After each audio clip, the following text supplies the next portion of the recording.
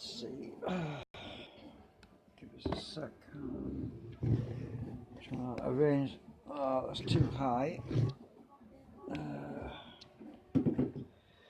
Find something that's the right height.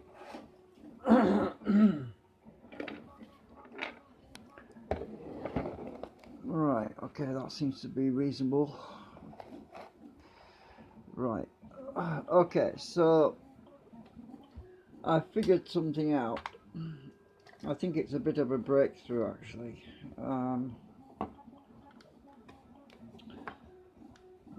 Get my scales. Oh, this is a problem. How can I get the scale on there?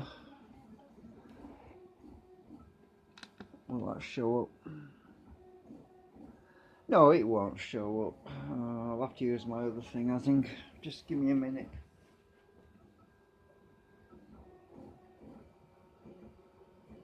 Right, I'll stick the camera in the tripod thingy. I'm gonna have to do that, I think. It's a bit awkward. There's always a problem somewhere. Right, I'll have to put my phone in the I'll unplug the charger lead. Right, just a minute.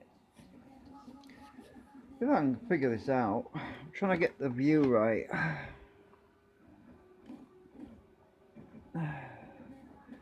I'll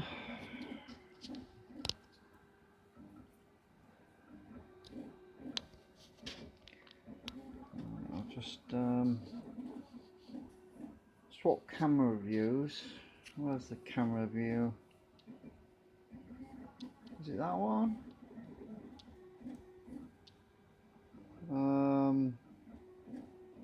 Oh damn it, wrong one. Where's the freaking camera thingy?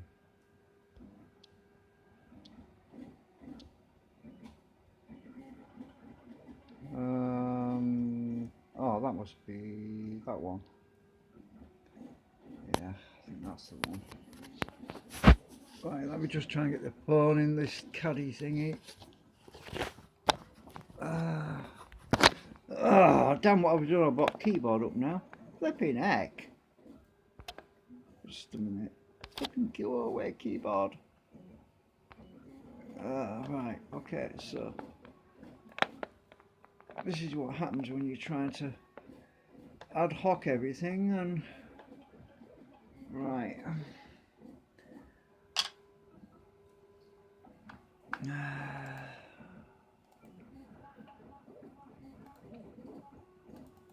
Right, I need to bring up the preview because I need to make sure everything's being visible and everything, and I've got to go to YouTube, Streamlabs, YouTube preview. Right, so I configured my coils. I'll just explain. I've got two sets of 3 coils. One set's got thicker wire, but it's irrelevant really about the thickness of the gauge. It's the arrangement of the coils that's important.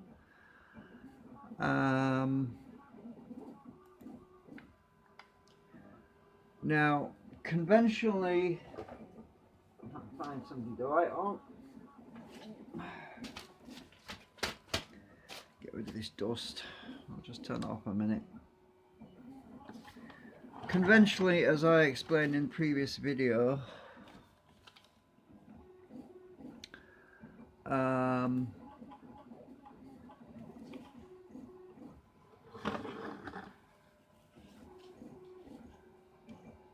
coil has a stepped waveform on it. Pen. So basically, the first coil, when the flux is introduced by the rotor, so we've got our rotor and we have our 4 quadrants. I'm using just rectangles to represent the magnetic flux quadrants, the 4 areas. So we have the south field there, and then the north, then the south, and then the north, and I'm writing all over this, and it's going to get messy. So our three coil arrangement is something like this. Right. So what we have is these coils are in series with each other. So this coil is connected to that coil. This pen's not working. What the hell? This coil is connected to that coil, and this coil is connected to that coil, but oh, give up with that pen.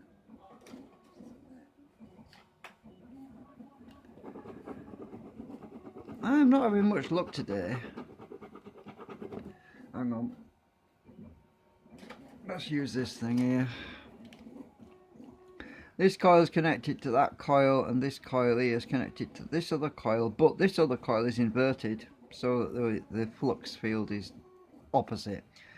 I'll just turn this around to explain it. So basically, the first coil we have a peak, and then the second coil we have a peak, and the third coil basically is a negative peak. Oh god, I can't draw up a toppy. So let's redo that. So first coil, second coil, third coil. Right. First coil, second coil, third coil is a negative peak, which cancels out the drag basically, and we actually get acceleration. How does it work? Right, how do I measure that? Now, normally when the rotor, normally the rotor is spinning clockwise, this direction, which means it's forcing a downward thrust, a downward force onto the coil, which can be measured by a set of scales. So I put the scales on. Get my coil. Now this coil is not inverted, it's wired in series, so all three coils are in series and they're all in the same direction. Let's short the coil out. Well, actually let's just test it first without it connected. Zero that. Can you see the scale? It's not connected to anything at the moment. Right, clockwise direction. As you can see, the scale is registering absolutely nothing because there is absolutely no load on the coil at all right now. Let me just bring this a bit nearer because you might not see very well. Right. Trying to get this camera right. Right, okay, is that better? Hope so. So there's no reading on the scale whatsoever right now. Let's just speed this up really fast. Just a minute.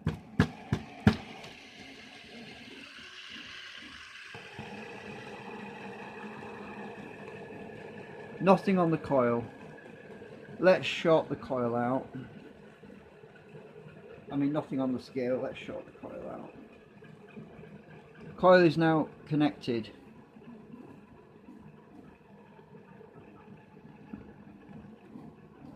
Oh, I don't know if I've connected it right. Hang on.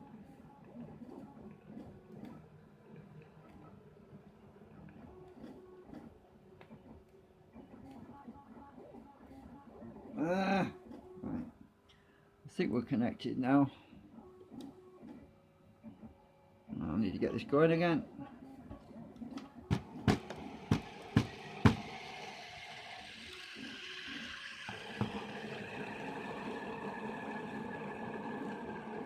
We now have a registration on the scale of 0.2 grams, which means the coil is getting heavier because the lenz effect, the drag effect on the coil is pushing the coil down, making it heavier.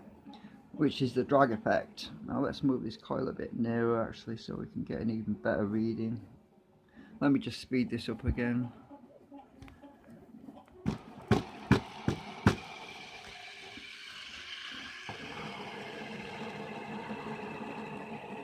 There we go, I've got 0.4 grams showing on the scale, showing the drag effect is in effect. And as the rotor slows down, we'll see that the weight of the coil will assume a neutral offset of 0, which is the normal reading that we get. Right, this is the 3 coil set. Now this is air cord, so there's no actual attraction to the magnets. The new coil arrangement is using the same arrangement, except the bottom coil is wired inversely, as I was explaining in the diagram, and there's also a thin steel U-shaped, it's actually a bit warped, let me just straighten that out, U-shaped shim, which is the exit. So this is the exit coil. The third coil stage is the exit coil, which is the moment that the lens or the magnetic flux exits the field where it's been generating power. So normally we have reluctance when the magnets are exiting the coil. They tend not to want to leave that area because they're attracted, and the equal opposite reactions, whatever you want to call it, they basically stick. You know, when you bring two magnets together, you know, the opposite reaction, the pull, they don't want to leave basically. So we would have drag.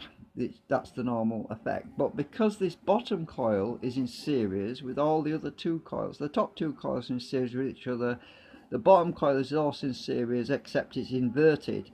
So the bottom coil is actually going to exert that force that normally rejects or normally prevents the magnet from leaving the field easily.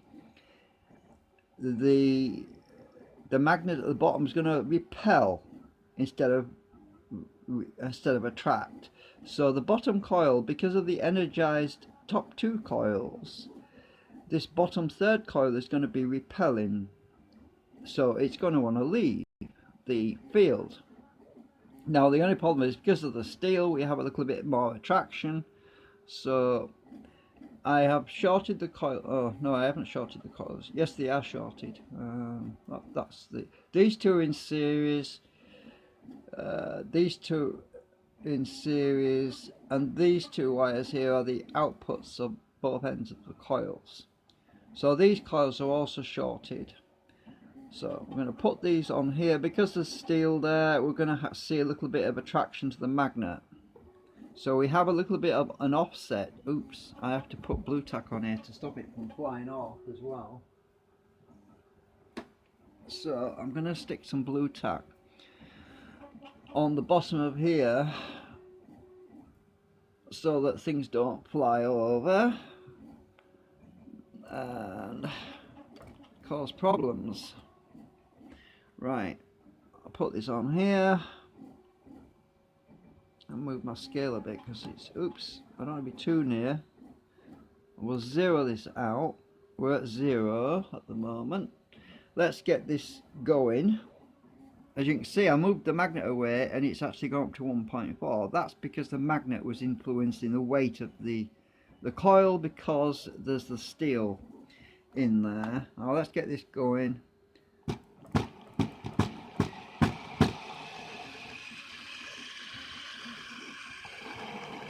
Go in the same direction as before. Now look at that. We actually have a minus. We actually have a minus 1.1 grams. Oops.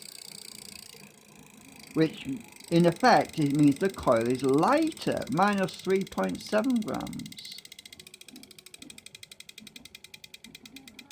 That means that instead of having drag, we have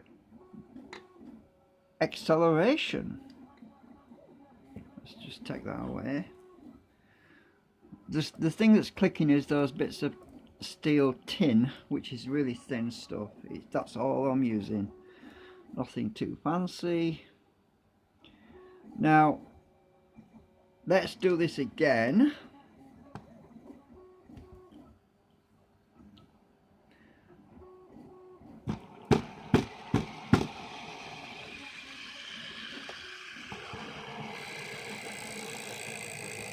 We are seeing minus 1.3 grams, which means the coil is lighter. Oops. Now let's open circuit the coil. Minus 0.7 grams. Now let's open circuit the coil so that it's no longer shorted.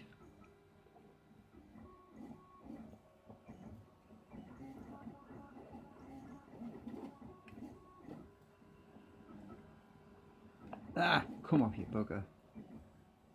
Right, the coil is now open circuit. We're going to do exactly the same experiment again. We need to make sure we're at 0. The magnet is affecting it, you see, just by rocking backwards and forwards. We need to 0 it.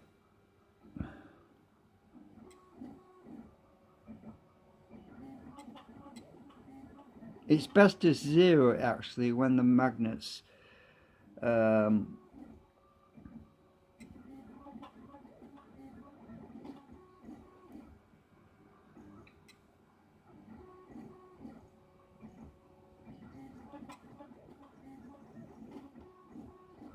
not moving.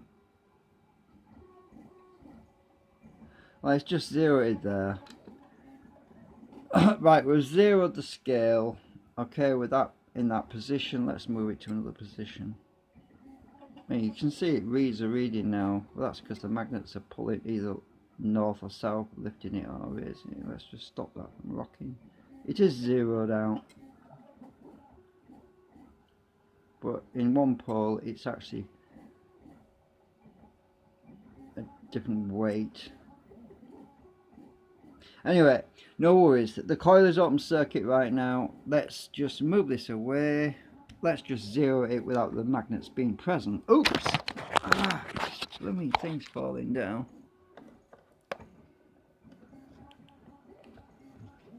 There's stuff falling off here. I don't know if you can still see now. Everything just flopped down on me. Right, let's get this going. The coil is open circuit right now.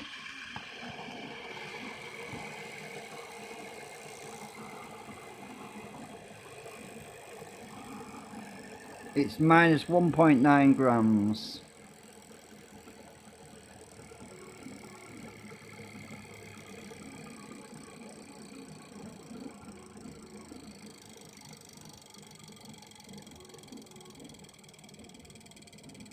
It's actually gaining weight as it slows down.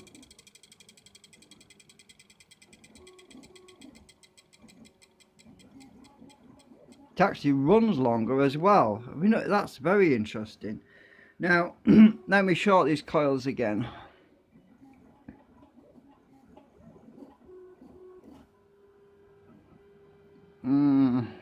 I'll try putting a resistor on there, but it's not going to make much difference. I've tried it with resistors and with shorting them out, and it doesn't really make a lot of difference, except I get more load when I short them out, because we're only talking about half a volt on here. So that's 0'd out. The coil is shorted. Let's spin it up again.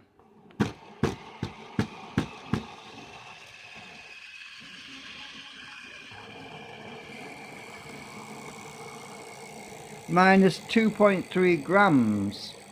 The coil is actually lifting up, even though this is going clockwise, pushing the coil down. Oops, look at that, it's gone really close right now.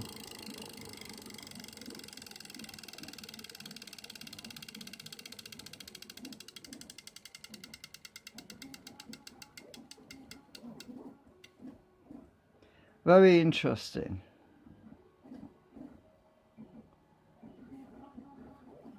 So this actually cancels out the drag, the lensing effect, or the equal opposite, whatever.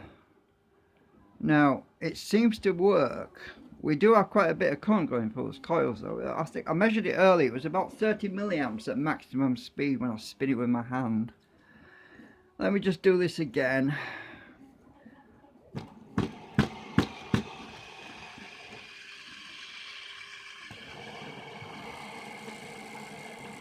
At a bigger distance. Minus 1.3 grams.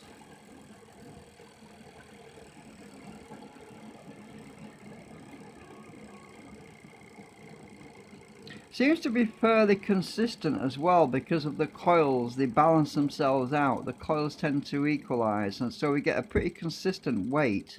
I had to move it further back so it wouldn't drag it towards the coil, the magnets.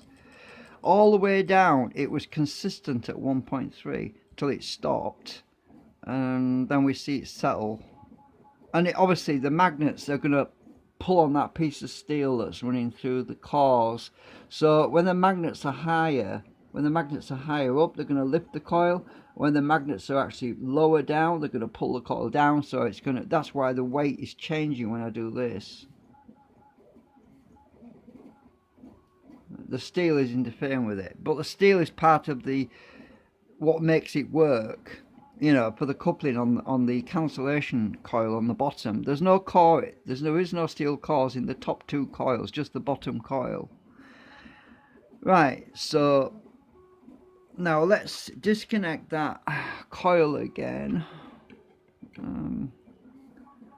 This one, the short. Let's take the short out again.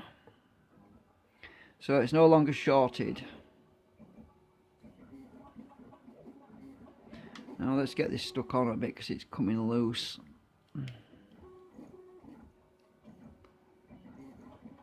Right, are we still at 0? I'll reset to 0. Now let's spin it again.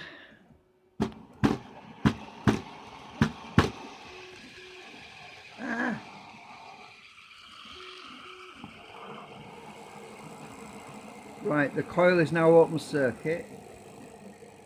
And we are still seeing a minus 1.6 gram.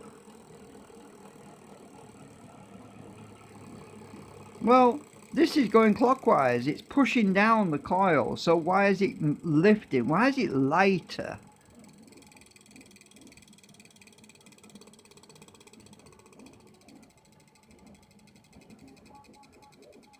Why is it lighter? It shouldn't be lighter. Let's get this piece of paper. Let's move the magnet out of the way. Put this piece of paper on top of the coil. It's obviously not heavy enough to do anything. Let's get this piece of plastic. Let's put this on the coil. There you go, 0.3 grams extra. So it's actually gone heavier in weight. Take the piece of plastic off. It's gone back to 0. So for this to actually lose weight, that means the coil is actually coming up. It's actually less weight. Now this is really interesting. It's extremely baffling as well, because you see what is strange about this is that when I spin this clockwise, it's pushing down on the coil, but it's losing weight. What happens if we go anti-clockwise? It's still losing weight. That is interesting. It is still losing weight, even anti-clockwise. Clockwise? It's losing more weight clockwise than it is anti-clockwise.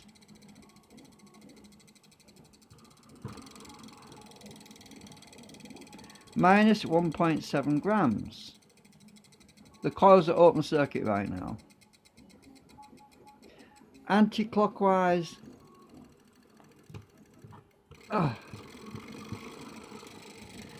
Minus 2.5 grams.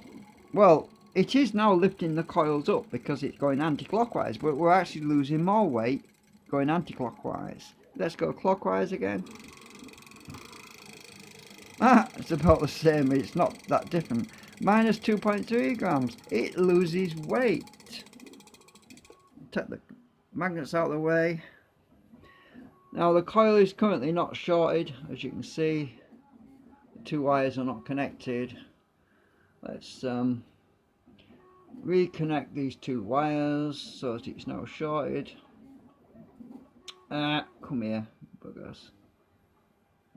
It's hard to do this on camera. Damn it! Can't do it in midair. I need a surface to put it on. Right, the coils are now shorted again, as you can see. Right, blue tack keeps coming off.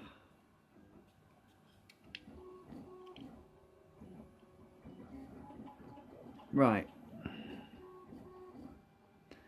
the weight should be exactly the same. It is, because I've not changed nothing on the coil. All I've done is shorted the wires together. Now let's spin this. Now it's shorted out. Let's actually put this here, turn it anti-clockwise. Oh, let's move this forward a bit. Turn it anti-clockwise with it shorted. It's losing weight, look, 1.8 grams, which means the coil is rising up. But you see, the rotor system this exit coil will be at the bottom anyway, so it will actually be pulling on the rotor when it's traveling clockwise like this. So it's actually elevating. The coil is effectively wanting to go up, right?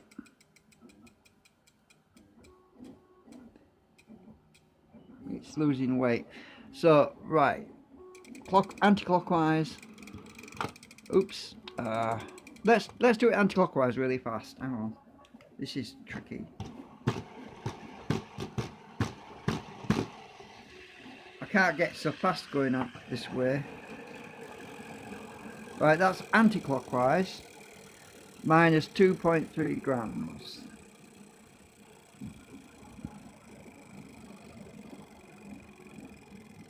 Now the coil is shorted right now.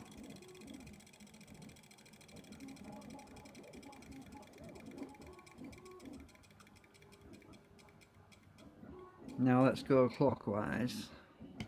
I can't seem to go as fast on anti-clockwise. So we'll do it about the same for the clockwise direction. 1.6 minus 1.6 grams.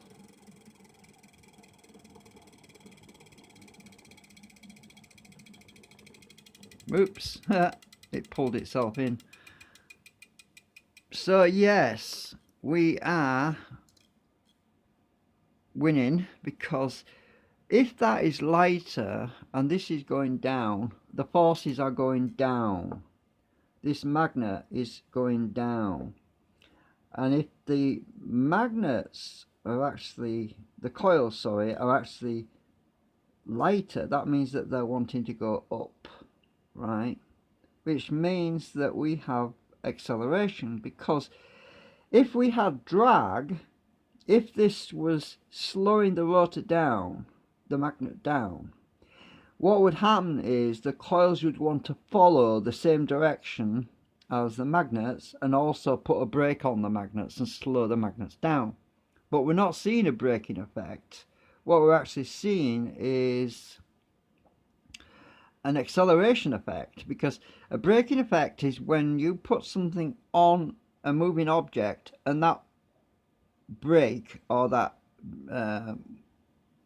whatever it is that comes into contact with that rotating object, will actually partially follow the same direction, but it'll be resistant. In other words, it will try to slow it down, which is what we're not seeing in this configuration. We are seeing a configuration with that coil, but not with this one. So let's put this coil and this coil on here at the same time, or let me weigh it together, then I'll add it once I've started it. Let's try that. I don't know if that's going to be of any benefit, but we can certainly have a go. Let me just weigh this together with that coil on as well. Zero it. Alright, it's zeroed. Let me move the magnets out of the way. Right, it's all zeroed out. Alright, I'll take that off for now. Spin it. Right. Now let's put this coil on. It's weighed with all coils together. Oops. Now, minus 0.7 grams. The steel in this one is pulling it in, unfortunately.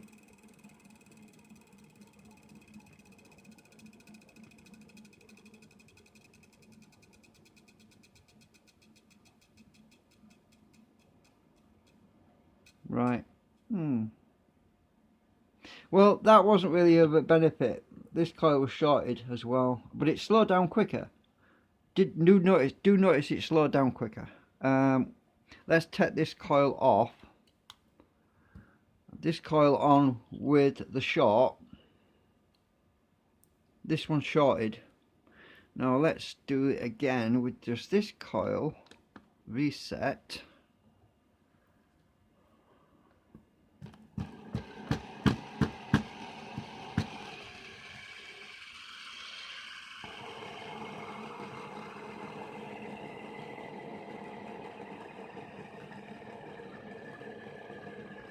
This coil is shorted, I think. I'm not close enough really. There's no core in here at all. But anyway, I'm not seeing anything on the scale at the moment. There's no core in this though, so it will need to be closer. Hang on.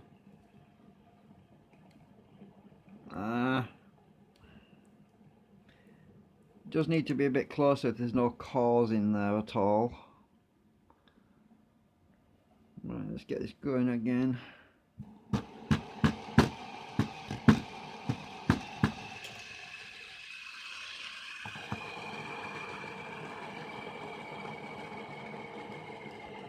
Right, we can see 0.3 plus grams.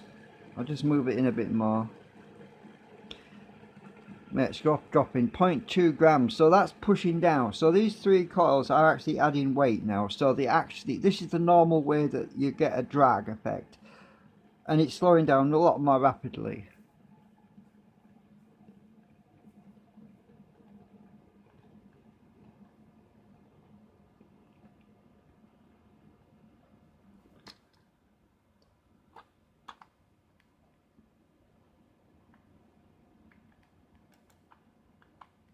Right, interesting.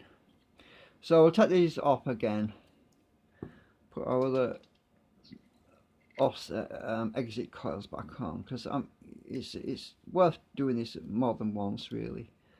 I am going to short the coil out with a resistor, if I can find the resistor.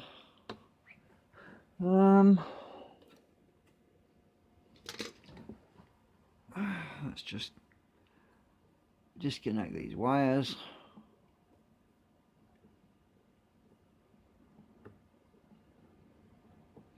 So we have real power consumption. Oops.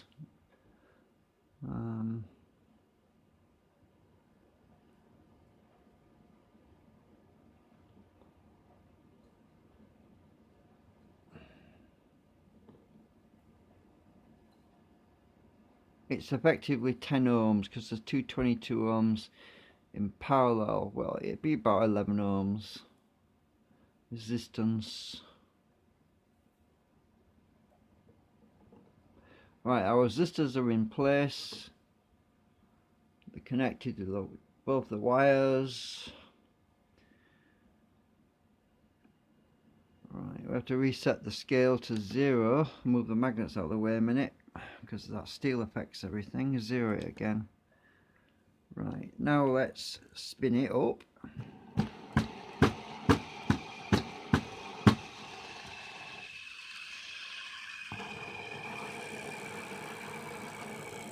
minus 1.7 grams.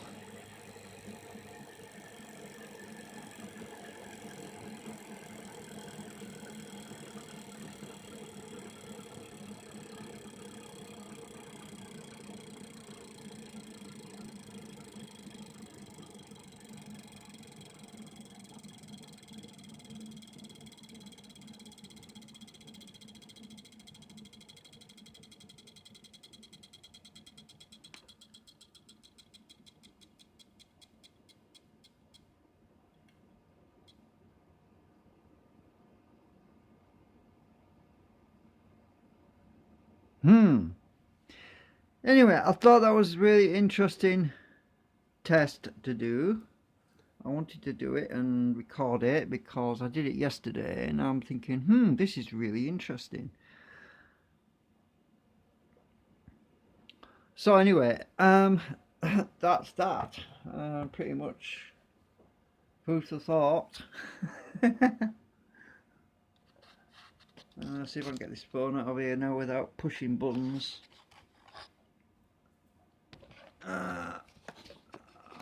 It's not easy. Come out, it's blooming hot as usual. Hang on a minute. So, right, there we have it. Now I'm waiting for some wire arriving, and then I'm gonna rewind a new set of coils to put in my generator to test this out and see what it does and see exactly if it actually falls true or not. See if we can draw any conclusions from it. Anyway, thank you for watching.